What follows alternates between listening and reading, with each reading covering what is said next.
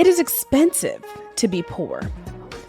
For example, if you're low income and an unexpected setback strikes, like a natural disaster or a medical crisis, writing it out might be more than you can afford. And to receive institutional support, you might be required to pay with your privacy. Take, for instance, a growing new practice of surveillance and biometric technologies being placed in subsidized housing without prior notification or resident consent. Think cameras that use facial recognition technology for entry into units. Residents of a rent-stabilized apartment in Brooklyn's Atlantic Plaza Towers pushed back against their landlord for installing these technologies, citing issues like the camera not being able to recognize women and people of color correctly, and also invasion of their personal privacy. This is an issue a lot of people are talking about. Last year, a bill was reintroduced to Congress that seeks to limit invasive surveillance technology practices in 1.2 million homes subsidized by the federal government. It's called the No Biometric Barriers to Housing Act of 2021. Long story short, the bill pushes for an end to surveillance within public housing to protect the privacy of residents and would make it illegal for landlords to use facial recognition devices on their properties. The bill would also require that the Department of Housing and Urban Development study the impact of tech on vulnerable communities in public housing, including tenant privacy, civil rights, and fair housing, and ask for HUD to report to Congress on why the technology is being used and the demographic data of tenants who it is being used on. So, what happens when tech goes wrong? How does it impact people differently based on their socioeconomic status, or their gender, or their race? And who is responsible for making sure issues like the ones that arose in Brooklyn's Tower Plaza never happen in the first place? I'm Sherrell Dorsey, and this is TED Tech. Today on the show, we'll be hearing from Aarathi Krishnan about how to weigh the promise of technology against the potential harms. Krishnan is a tech and human rights ethicist who has been a thought leader in the field of international humanitarian aid for over a decade. In her talk, she'll touch on the difference between tech and what she calls dumb tech, and she'll offer some guidelines for how to implement the former while avoiding the latter. Be sure to stick around afterwards so we can take a deep dive into Krishnan's recommendations for how to evaluate the costs and benefits of digitizing aid.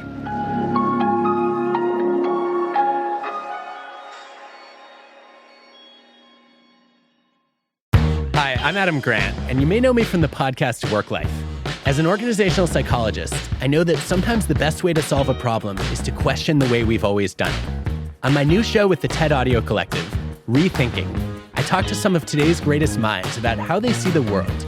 From scientists to artists, people from Brené Brown to Lin-Manuel Miranda to Mark Cuban, and explore the assumptions they challenge and the mindsets that fuel their success. Find Rethinking wherever you listen. I want to tell you about a podcast called Decoder with Nilay Patel, a show about how big ideas really work. Every week, Nilay interviews CEOs, policymakers, and business and technology experts about the decisions they make in their potential to change industry and policy. Past episodes have covered everything from the government's race to keep up with self-driving cars to the daily six-figure revenue of a Microsoft Excel influencer. Nilay asks thoughtful, critical questions to find out what it all means for our shared future. Follow Decoder wherever you listen. Sociologist Zeynep Tufekci once said that history is full of massive examples of harm caused by people with great power who felt that just because they felt themselves to have good intentions, that they could not cause harm. In 2017, Rohingya refugees started to flee Myanmar into Bangladesh due to a crackdown by the Myanmar military, an act that the UN subsequently called of genocidal intent. As they started to arrive into camps, they had to register for a range of services. One of this was to register for a government-backed digital biometric identification card.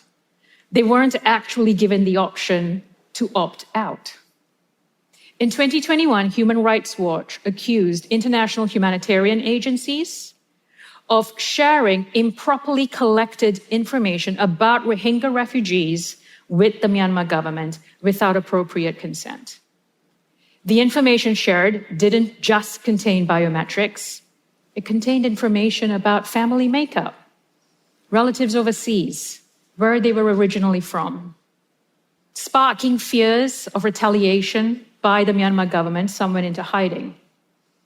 Targeted identification of persecuted peoples have long been a tactic of genocidal regimes, but now that data is digitized, meaning it is faster to access, quicker to scale, and more readily accessible. This was a failure on a multitude of fronts: institutional, governance, moral. I have spent 15 years of my career working in humanitarian aid, from Rwanda to Afghanistan. What is humanitarian aid, you might ask? In its simplest terms, it's the provision of emergency care to those that need it the most at desperate times, post a disaster, during a crisis: food, water, shelter. I have worked within very large humanitarian organizations, whether that's leading multi-country global programs to designing drone innovations for disaster management across small island states. I have sat with communities in the most fragile of contexts, where conversations about the future are the first ones they've ever had. And I have designed global strategies to prepare humanitarian organizations for these same futures. And the one thing I can say is that humanitarians, we have embraced digitalization at an incredible speed over the last decade, moving from tents and water cans, which we still use, by the way, to AI, big data, drones, biometrics. These might seem relevant, logical, needed, even sexy to technology enthusiasts. But what it actually is the deployment of untested technologies on vulnerable populations without appropriate consent. And this gives me pause. I pause because the agonies we are facing today as a global humanity didn't just happen overnight. They happened as a result of our shared history of colonialism.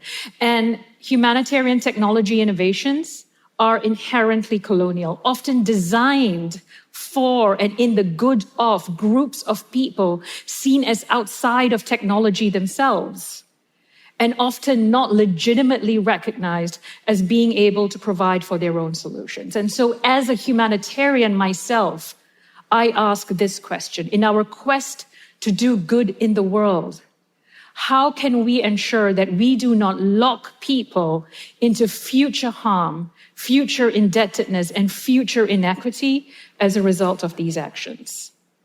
It is why I now study the ethics of humanitarian tech innovation. And this isn't just an intellectually curious pursuit.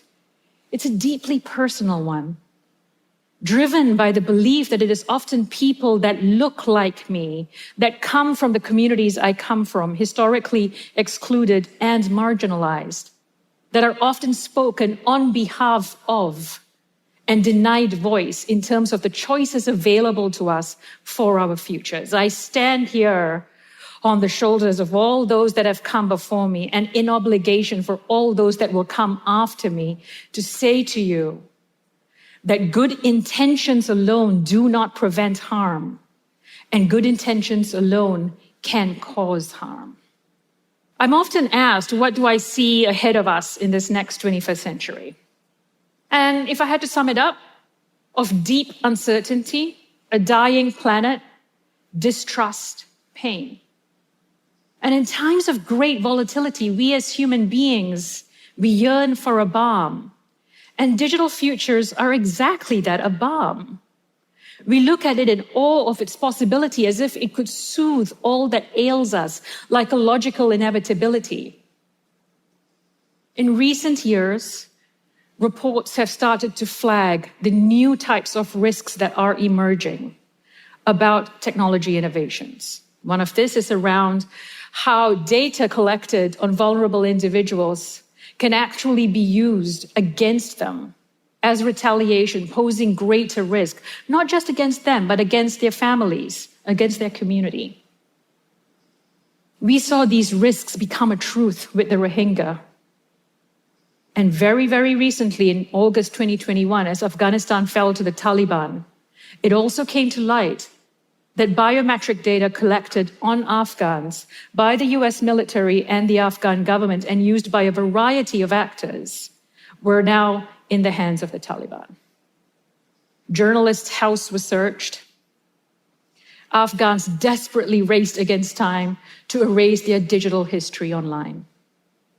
Technologies of empowerment then become technologies of disempowerment. It is because these technologies are designed on a certain set of societal assumptions, embedded in market and then filtered through capitalist considerations.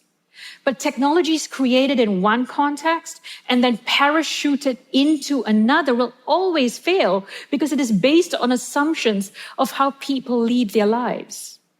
And whilst here, you and I may be relatively comfortable providing a fingertip scan to perhaps go to the movies, we cannot extrapolate that out to the level of safety one would feel while standing in line, having to give up that little bit of data about themselves in order to access food rations. Humanitarians assume that technology will liberate humanity, but without any due consideration of issues of power, exploitation, and harm that can occur for this to happen. Instead, we rush to solutionizing, a form of magical thinking that assumes that just by deploying shiny solutions, we can solve the problem in front of us without any real analysis of underlying realities. These are tools at the end of the day, and tools like a chef's knife, in the hands of some, the creator of a beautiful meal, and in the hands of others, devastation. So how do we ensure that we do not design the inequities of our past into our digital futures? And I want to be clear about one thing. I'm not anti-tech. I am anti-dumb tech.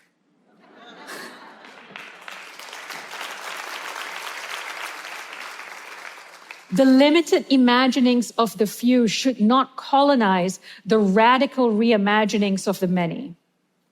So how then do we ensure that we design an ethical baseline so that the liberation that this promises is not just for a privileged few, but for all of us? There are a few examples that can point to a way forward. I love the work of indigenous AI, that instead of drawing from Western values and philosophies, it draws from indigenous protocols and values to embed into AI code.